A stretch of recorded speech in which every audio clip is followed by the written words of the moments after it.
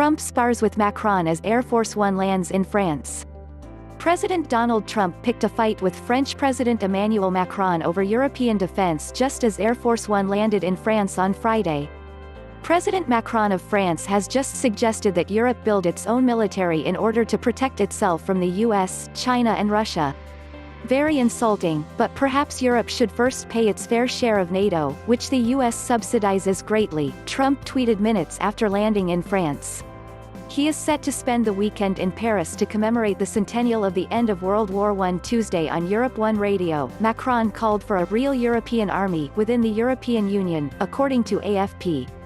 We have to protect ourselves with respect to China, Russia and even the United States of America, Macron said.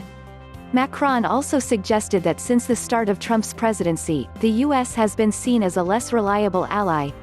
When I see President Trump announcing that he's quitting a major disarmament treaty which was formed after the 1980s Euro missile crisis that hit Europe, who was the main victim? Europe and its security, he said. Macron has been advocating a similar position for months. A senior French official said Friday night that Trump took Macron's words out of context. According to the official, Macron will likely want to respond to Trump's tweet directly himself, and likely Saturday.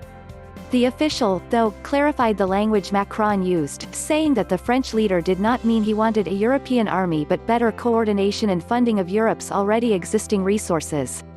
The official said that Macron was conveying that Europe should organize better to protect itself. There is already a European defense project, and Macron would like to see more capability, the official said. Not a European army. He did not mean Europe should form an army, the official said. And this is all complementary to NATO, not separate from it. Further strain in Trump-Macron relationship. Trump's tweet on Friday could preview another high-level international meeting in which the US president distances himself from traditional American allies. Unlike the tense G7 summit in June, however, Russian President Vladimir Putin will be present at this weekend's commemoration. While both Trump and Macron appeared to be off to a warm start following Trump's inauguration, their relationship appears to have soured. During a call about trade and migration in June, sources familiar with the call told CNN that it didn't end well. Just bad. It was terrible, a source told CNN. Macron thought he would be able to speak his mind, based on the relationship. But Trump can't handle being criticized like that. And more recently, a senior diplomatic source told CNN that Trump was ranting and venting on trade with Macron during their bilateral meeting in September. There was some rapport between the two, but it's not what it once was, the source said. Macron isn't the only European leader to raise the prospect of Europe doing more for its own defense.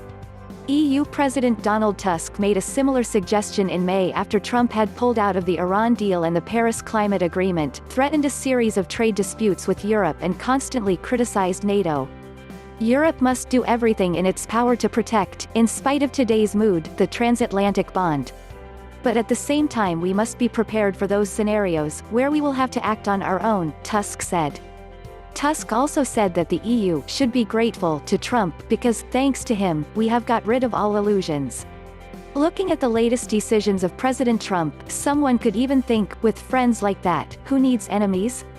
Tusk said, later adding, he has made us realize that if you need a helping hand, you will find one at the end of your arm.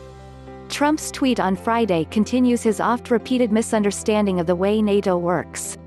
The president has consistently complained that NATO members don't adequately contribute to the shared defense agreement, suggesting the other 28 members somehow owe the US money.